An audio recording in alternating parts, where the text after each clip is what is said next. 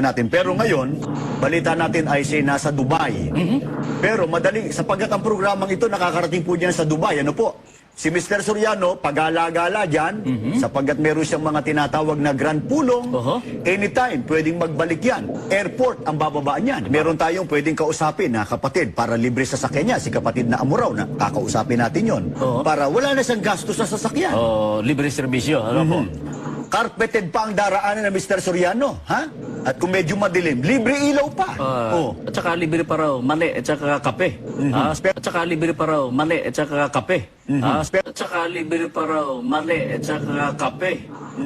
Pero sana, pagbalik niya rito, meron tayong wish kay Mr. Soriano sa mga nalantad na ito. Ang wish lang namin ay kay Mr. Soriano, peace be with you. Ano? Rest in peace. No? Rest in peace. No? Rest in peace. Sa ibang pagkakataon,